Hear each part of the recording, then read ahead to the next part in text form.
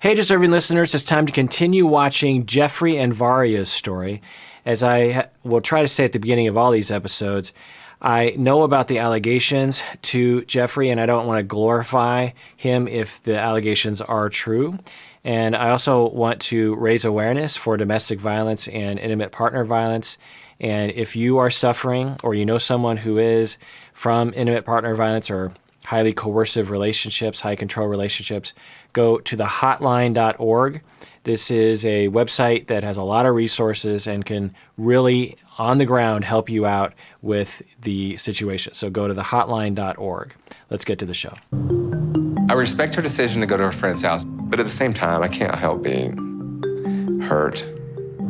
Especially since I came all the way out here to see her, to be with her. Okay. So that's healthy to say, to identify when you're hurt. Often on this show, people will say other kinds of things. They'll be angry and not talk about the underlying hurt. And so it seems like he's pretty good at that. It is interesting, though, that it hurts him as much as he seems to be indicating. Just a little data point there. He wasn't hurt a lot, but he seemed to be hurt on a certain level that, I don't know, might be a little bit above average. Who knows? So let's continue watching. Do you want to ask me something?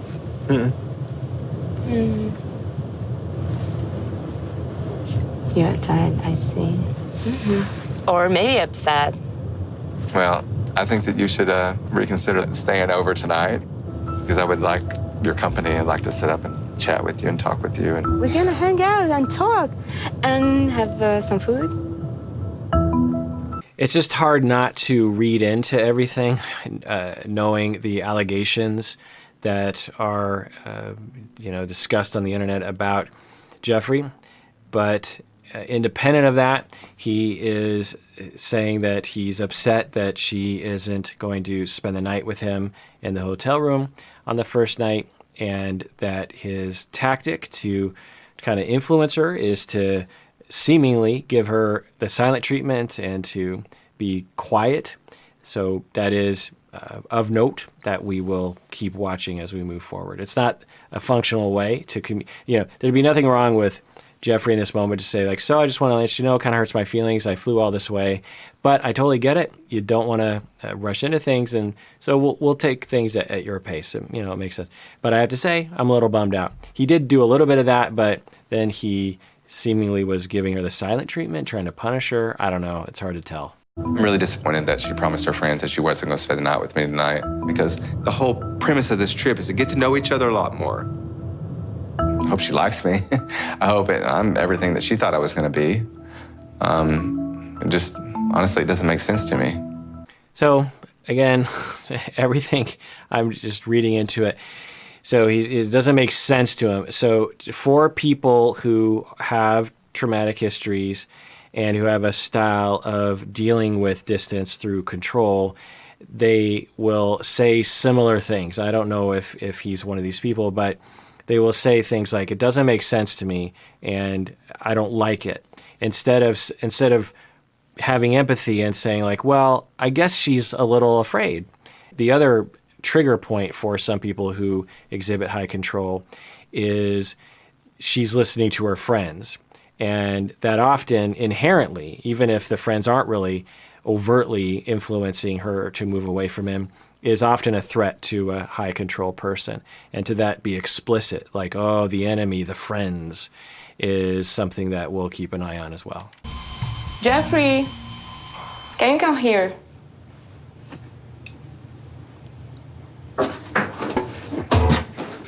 I threw away your brush with your ex name. You threw away my comb? Yep. Why? It's the better place for that. Why? Why do you need that?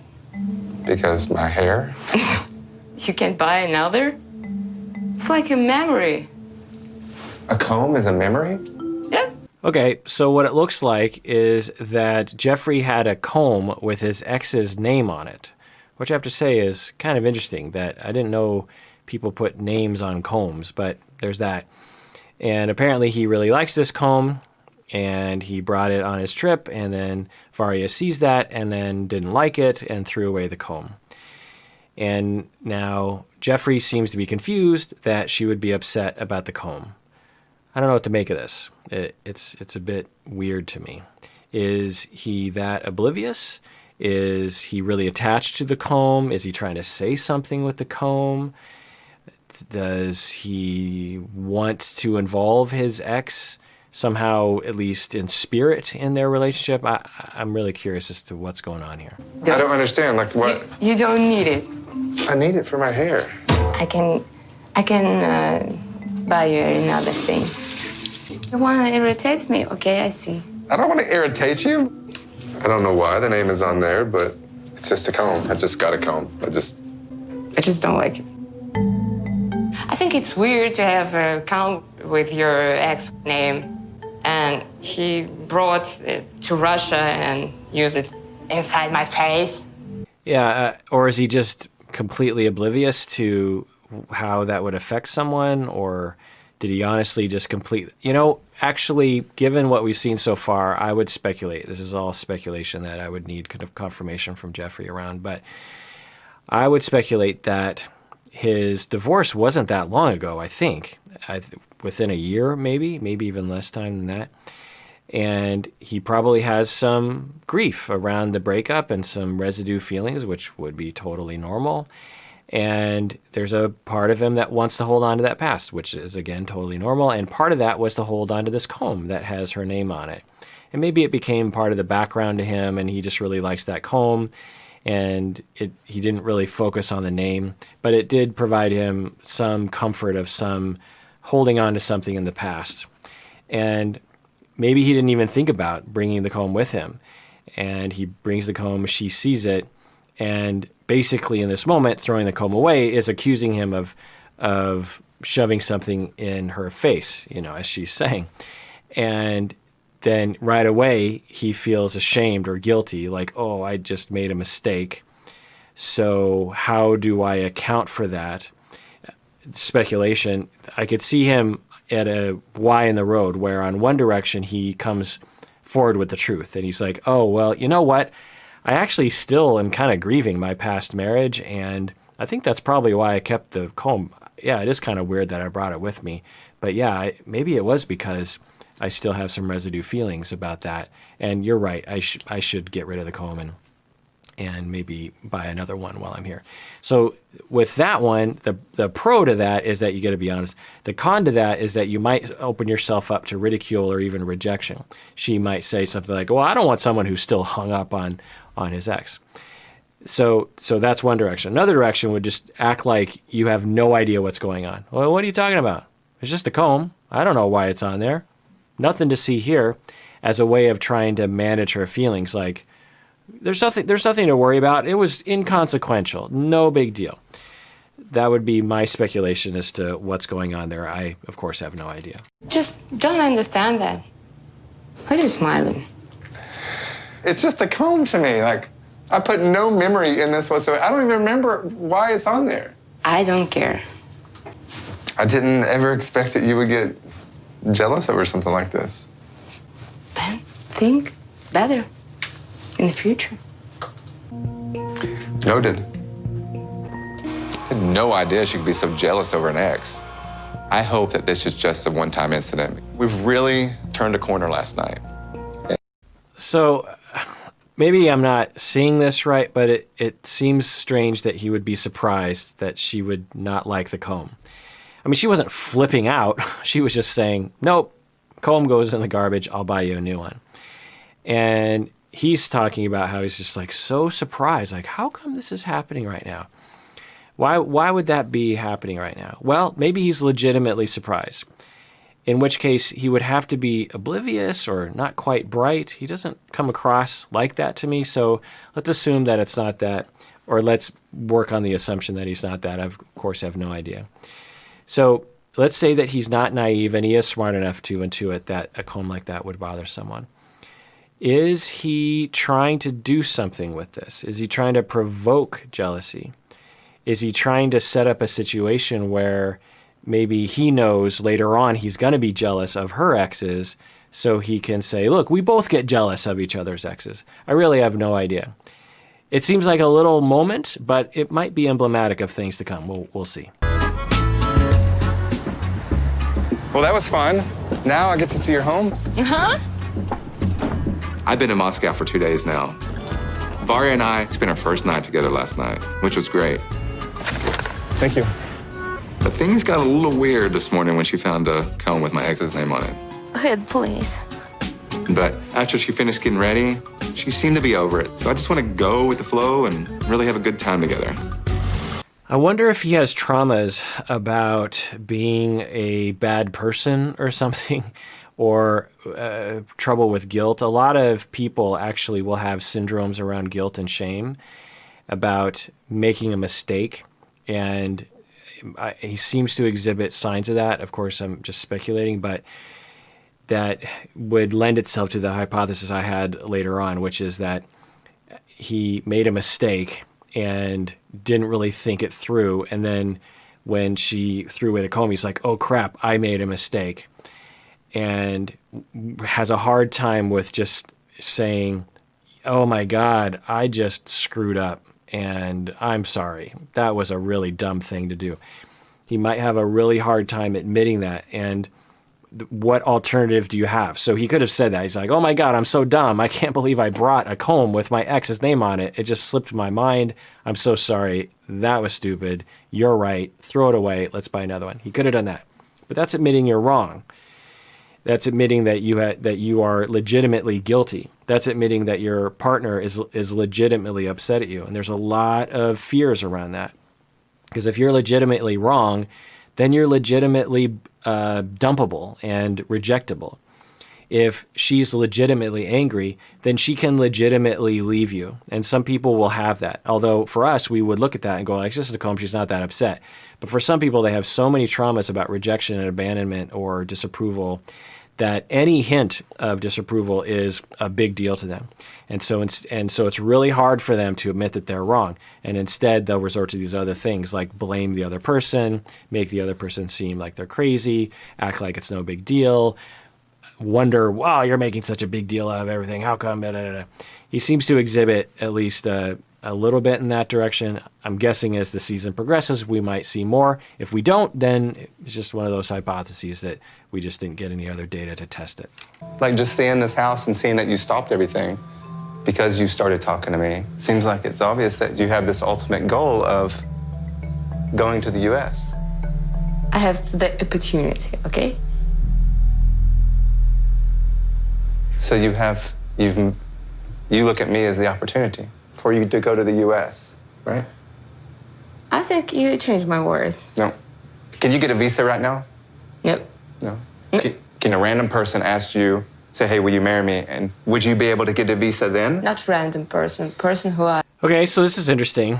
For Geoffrey, it makes sense that he would be a little worried that she doesn't really love him and just sees him as a ticket to the United States. It's a normal worry that a lot of these people have. It seems like he hasn't really dealt with the worry very much, and it's being triggered in this moment as he looks at her apartment, sees that it's not renovated, and she says, well, I stopped renovation when I met you because I thought, well, why should I renovate this place if I end up moving? So for him, this triggers something in him, and he's getting a little aggressive in the sense of being mean to her and accusing her of being a bad person. As I always say, both things can exist. You can be in love and want to see if a relationship is going to work in a legitimate way, and also think, move to the United States and fall in love, 2 birds with 1 stone, awesome. So you can have both. But it's interesting to see him react because we're seeing a sensitivity that he has to abandonment or deceit or something. We're seeing him, I imagine if we had him hooked up to a lot of biomarkers, he would be distressed in this moment in a lot of ways. Love? So you could not get a visa right now, but the person that you love could get you a visa.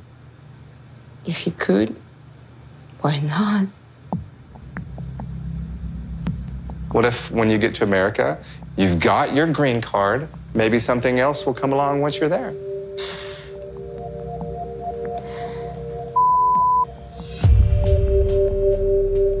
heart says, you know, hey, this girl's great, you know, this girl's whatever, this girl's what. My brain's saying, what the hell are you doing?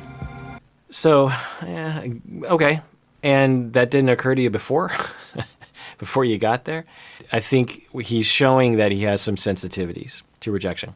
As I've said in previous episodes, intimate partner violence, of which he has allegedly done, of which I have no idea if he has done, can be caused by those kinds of sensitivities that maybe we'll get into later. But this is interesting. Now, if I were there and I was helping this couple, I would say, okay, it sounds like to me, Geoffrey, you're worried that she doesn't really love you and that she only wants you for a green card. Varya, do you actually love him? Yeah, I love him. Okay, maybe he needs some reassurance. Maybe he needs some help right here. Varya, can you love him and want to go to the United States? Can you have both? Yes. Okay. So, just have a conversation around that. Because Varya, at this point, she's reacting defensively by just saying a few words. She's just like, well, that's BS. Instead of saying like, look, Geoffrey, I hear what you're saying, but that's not, I both care about you and I want to go to the United States. It's both. It's not one or the other. But she's not really saying that. Maybe she'll say that. She's using you. Don't breath like that. Why would you stop working on your house? Your house, that's not a rental, that's her house. And we haven't been talking for years. We've been talking for months. And you stop? It makes me think she had this goal in the very beginning. Shall we get ready for bed? Yeah, everybody tired. Now, I will say that it's possible that Varya doesn't really care about him and only wants to move to the United States. There's no way for us to know at this point because we'd have to get into her head. Maybe we'll find out later in the season. I don't know. I will say that that's obviously a possibility. We just have no idea. There's also a possibility that she has always wanted to move to the United States and has been dating lots of people, including him, and he's just the one who, took the bait.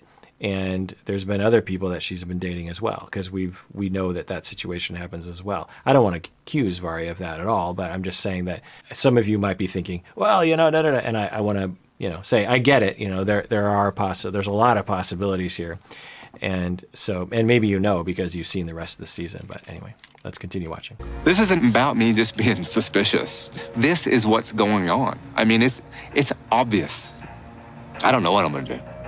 The thing that I might say to Geoffrey is, well, you kind of set yourself up for this in a certain way.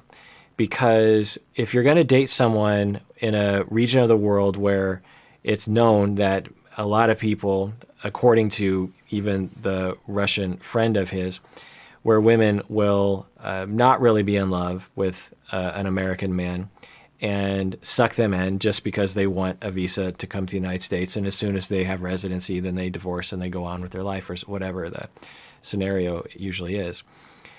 And so this situation, even if Varya does really love him, it has an element to it that is going to constantly worry you. And is that the best relationship to pursue? Because he seems very triggered very easily, I would say. I don't know, but maybe he's seeing more data than we are, or that I'm sort of noticing. Because he's saying that she stopped renovating the apartment, which maybe to him means like she must have stopped renovating months ago, not just in the past month when we started actually talking about, pursuing this relationship. So that worries me. So maybe that's what he's seeing, and I guess that would be a legitimate worry. All right, well, that does it for that episode of Psychology in Seattle. Please subscribe, hit the bell, comment below, like this video, and become a patron on patreon.com. And please take care of yourself, take care of other people. And if you are suffering from intimate partner violence or you know someone that does, go to thehotline.org. That's thehotline.org. And take care of yourself, take care of other people, because you deserve it. You really, really do.